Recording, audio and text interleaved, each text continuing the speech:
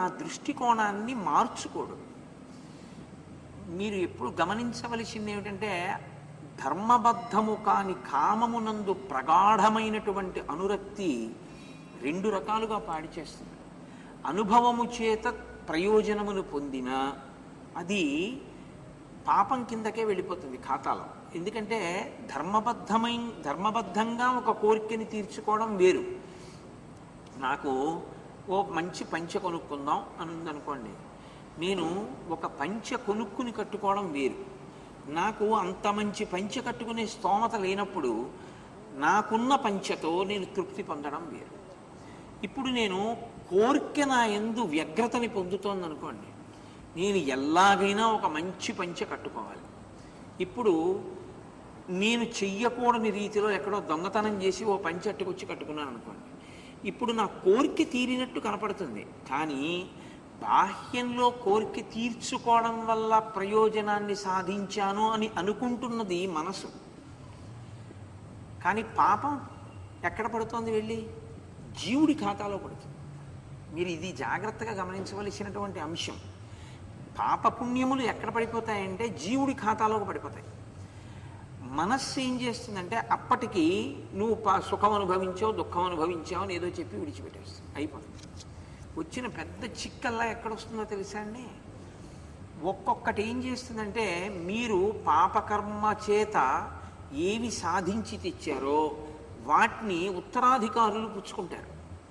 కానీ దేని వలన మీరు సంపాదించారో దానికి సంబంధించిన పాపము కానీ పుణ్యము కానీ మీ ఒక్క జీవుడి ఖాతాలోనే పడతాయి. అది మరి పుచ్చుకున్నారు కదండి, వాళ్ళకి వెయ్యొద్దా అంటే అలా ఏం వేరు. మీ బిడ్డలు కాబట్టి వాళ్ళు పుచ్చుకుంటారు, అంతే. కాదు, ఈ జీవుడికి పాపం ఒక్కొక్కసారి ఏమైపోతుందంటే చాలా విశేషమైనటువంటి పాపకృత్యం వైపుకి వెళ్ళాడు అనుకోండి, తత్ఫలితం ఏ రూపంలో వస్తుందంటే మహాపాతక స్వరూపానికి ఫలితం అనుభవించవలసి వస్తే తన కన్నుల ముందు తన వారన్న వారందరూ కూడా వెళ్ళిపోతారు. వెళ్ళిపోయి తానొక్కడే మిగిలి తాను చాలా దారుణమైనటువంటి స్థితిలో అతను కూడా వెళ్ళిపోవలసి ఉంటుంది. కామము వ్యగ్రతని పొందితే దాని వలన వచ్చే పరాకాష్ఠ స్వరూపం ఏమిటంటే క్రోధము. కామానికి రెండు లక్షణాలు ఉంటాయి. ఒకటి తీరినదన్న తృప్తి, రెండు తీరలేదన్న వ్యగ్రత. మీరు ఎప్పుడూ ఇది జ్ఞాపకం పెట్టుకోవాలి. కామమునకు ఇద్దరు అక్క చెల్లెళ్ళు. తీరితే తృప్తి, తీరకపోతే క్రోధం. నాకు లడ్డూ తినాలని ఉందనుకోండి, నేను తినేస్తే తృప్తి, నేను తినలేదనుకోండి క్రోధం.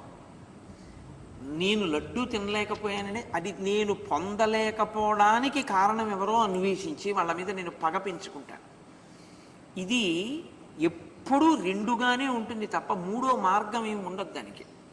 అందుకే కామమును నశింపచేసే ప్రయత్నం చేయడం కుదరదు. అసలు కామం లేకుండా ఉంటాను అని ఎవరైనా అన్నారనుకోండి, అసంభవమైనటువంటి విషయం. మీరు ఉండలేరు అలాగా. కాబట్టి కామాన్ని ఏం చేయాలంటే ధర్మబద్ధమైన కామంగా తిప్పేసేయాలి. తిప్పేస్తే ఏమవుతుందో తెలుసా అంటే మోక్షానికి మార్గం అయిపోతుంది. మీరు శరీరాన్ని కూర్చోబెడతారేమో, మనసుని ఏం చేస్తారు? అది ఉండదుగా, ఖాళీగా. కాబట్టి ఇప్పుడు ఏం చేయాలంటే ఏ మనస్సు శరీరాన్ని వాడుతోందో ఆ మనసుని ధర్మబద్ధమైనటువంటి కామానుభవము వైపుకి మీరు ప్రచోదనం చేయాలి. దీనికి లక్ష్యం దేని వలన శుద్ధిని పొందుతుందో తెలుసా అండి? అప్పుడు ఒక్క మాట చేతే పొందుతుంది, తృప్తి. తృప్తి అన్నది మీరు పొందవలసి ఉంటుంది. అందుకే అర్థమనర్థం భావయ నిత్యం అంటారు శంకరాచార్యుల వారు. అర్థం అనర్థం అంటే అర్థం అన్ని వేళలా అనర్థం కాదు. అర్థమునందు వ్యామోహము, దాచిపెడదామన్న తాపత్రయము ధర్మ వ్యతిరిక్తమైన మార్గంలో ఆర్జించి వ్యయం చేయడం ప్రమాదం. కానీ ధర్మబద్ధమైన ఆర్జన, ధర్మబద్ధమైన వ్యయం ఎప్పుడూ పాడు చేయవు మనిషిని. అంటే కామమును మీరు ధర్మబద్ధం చేయాలి. అంటే అది అధర్మం కాదు అన్నది ఏది ఉంటుందో అది మీరు అనుభవిస్తే అది మిమ్మల్ని ఏమీ పాడు చేయదు. అంటే నా భార్య యందు నాకు కామం ధర్మబద్ధం. ఇదే సీతమ్మ తల్లి చెప్తుంది, నివర్తయ మనోమత్త స్వజనే క్రియతాం మనః. నాకు ఒక చక్కెర పొంగల్ తినాలనుంది, నాకున్న దాంతో వండుకుని నేను ఈశ్వరుడికి నైవేద్యం పెట్టుకుని నేను తిన్నాను అనుకోండి ప్రసాదంగా, రేపు ఒక పని చేద్దాం, పాయసం నివేదన చేసి అది తీసుకుని బయలుదేరదాం, శరీరాన్ని పోషించాలి కాబట్టి ప్రొద్దున్నే బయలుదేరే ముందు కాస్త పాయసం పుచ్చుకుని వెడదాం అన్నాను అనుకోండి, పాయసం మనం తిని వెడదాం అన్నాను అనుకోండి, దోషం. పాయసం ఈశ్వర నివేదన చేసి ఈశ్వరుడి యొక్క ప్రసాదాన్ని పుచ్చుకుని వెడదాం అన్నాను అనుకోండి, ధర్మబద్ధం. మీరు ముడి వేయడం రావాలి మీకు, అంతే. మీకు ముడి వేసుకుంటే మనసు ఏం చేస్తుందంటే తిరగబడుతుంది. దానికి ఉన్న లక్షణం ఏంటంటే అది ధర్మబద్ధం చేస్తే కామాన్ని అది తృప్తి పొందదు. అది ఏం చేస్తుందంటే ఏది అధర్మమో దాన్ని అడుగుతుంది.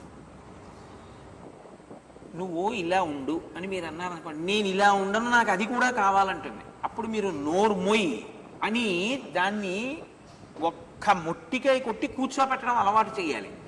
చేస్తే దానికి లక్ష్యం ఏం చెప్తారో తెలుసా అండి పెద్దలు? తృప్తి. దేని వలన తృప్తి? ధర్మబద్ధంగా అనుభవిస్తున్నానన్న దానికి తృప్తి ఆయనకి. ఆయనకి ఎంత ఉందని కాదు, ఆయనకి నాకు ఈశ్వరుడు ఇది ఇచ్చాడమ్మయ్యా అంటే, నాకు ఈశ్వరుడు యోగ్యతా సిద్ధాంతాన్ని బట్టి నీ చేసుకున్న దానికి సర్వేశ్వరుడు నాకు ఇది ఇచ్చాడు, నాకు ఇంతకన్నా ఏం కావాలి, ఆయన నాకు ఏది ఇచ్చాడో అది నాకు చాలు. నాకేది కావాలో ఆయనకి తెలుసు కాబట్టి నాకు ఎప్పుడు ఏది కావాలో అది ఆయన నాకు ఇస్తూ ఉంటాడు అని మీరు అనుకోగలిగారు అనుకోండి, ఇది ధర్మానికి ముడేయడం అంటే. అప్పుడు ఏమవుతుందంటే తృప్తి వస్తుంది. మీకు అది లేదనుకోండి, పోలిక వస్తుంది. ఎన్ని ఇవ్వండి ఇంకా ఏదో లేదని ఏడుస్తాడు. పిల్లవాడు ఉన్నాడు అనుకోండి, వాడు ఏడిస్తే అమ్మ ఏడిస్తే దానికి తృప్తిపడి ఊరుకుంటాడు. ఎందుకంటే అప్పటికి వాడికి ఇంకా తనంత తాను తీసుకోగలిగిన శక్తి లేదు. ఈశ్వరుడు నాకు ఏది ఇచ్చాడో అది నాకు చాలు అని మీరు అన్నారనుకోండి, అధర్మం వైపుకి మీ మనసు వెళ్లకుండా తృప్తితో జీవించడం అన్నది సాధ్యపడుతుంది. ఈ తృప్తి అన్నదాన్ని వదిలేరనుకోండి, కామము విజృంభించడానికి హేతు అవుతుంది. నాకేం లేదు అని అలవాటు చేశారనుకోండి, మనసుకు ఆలోచించడం, అది మనకిది లేదుగా అందం, ఏం లేదో మనకి అంటూ మీరు మీ స్నేహితుడితో మాట్లాడినట్టు మీ మనసుతో మాట్లాడడం అలవాటు చేశారనుకోండి, నీకేమి ఇవ్వలేదు ఈశ్వరుడు. చాలామందికి ఉద్యోగాలు లేవు, నీకు ఉద్యోగం ఇచ్చాడా? చాలామందికి అవయవాలు లేవు, నీకు అవయవాలు ఇచ్చాడా? చాలామందికి అనారోగ్యం, తిందామంటే తినలేరు, నీకు ఈశ్వరుడు తినడానికి శక్తిని ఇచ్చాడా? చాలామంది పాపం ఏమీ మాట్లాడలేరు, నువ్వు 10 మాటలు చెప్పగలిగిన అనుగ్రహం ఇచ్చాడా? చాలామంది కొడుకులుంటే కూతుళ్ళు లేరు, కూతుళ్ళుంటే కొడుకులు లేరు, కొంతమందికి కొడుకులు కూతుళ్ళు కూడా లేరు, నీకు కొడుకుని కూతుర్ని కూడా ఇచ్చాడా? చాలామంది కూతురు పుడితే ఫోటో జాతకం పట్టుకుని వెళ్ళి మా అమ్మాయికి మీ అబ్బాయికి జాతకం పడుతుందేమో చూడండి అని అడుగుతున్నారు. నువ్వు అలా అడగకుండా నీ దగ్గరికి మగపిల్లి వారు వచ్చి నీ కూతుర్ని చేసుకున్నారా? నీ కొడుక్కి నువ్వు ప్రాధేయపడకుండా ఓ ఉద్యోగం ఇచ్చాడా ఈశ్వరుడు? ఇంక నీకేమి ఇవ్వాలైనా, ఇంక నీకేం కావాలంటావు అని మీరు అడిగారు అనుకోండి, అది ఏం చేస్తుందంటే, అవును నాకేం లేదు, నాకేమి ఇవ్వలేదు ఈశ్వరుడిని నేను ఆయన్ని అడగను, తప్పు కదా నేను ఇది పొందదాం అనుకోవడం, ఆయన నాకు ఇవ్వవలసిందేవో నాకు ఎప్పుడేది అవసరమో అది ఆయన ఇచ్చేస్తున్నాడుగా, కాబట్టి ఇంకా నాకేం కావాలి అన్నారనుకోండి, మీరు చక్రవర్తి. ఉత్తర క్షణం మీరు చక్రవర్తి అండి. ఎంత సంతోషం. నాకు ఏం లేదన్నవాడు చాలా హాయిగా ఉంటాడు. నాకు ఇది లేదని అలవాటు చేశారనుకోండి, మీరు ఎన్నిచ్చినా లేదని అంటుంది. అగ్నిహోత్రమును నీతితో ఆర్పలేరు, తీర్చి ఆర్పలేరు, తీర్చక ఆర్పలేరు కామాన్ని, అది పెద్ద బాధ. అందుకని దానికి ఉన్న ఒకే ఒక మార్గం ఏమిటంటే ధర్మంతో ముడేయాలి. అదొక్కటే వేయుడు రావణాసురుడు. ధర్మంతో ముడేస్తాడు రామచంద్రమూర్తి. మీరు అందుకే చూడండి, రామాయణం అంతా యుద్ధకాండ ఎలా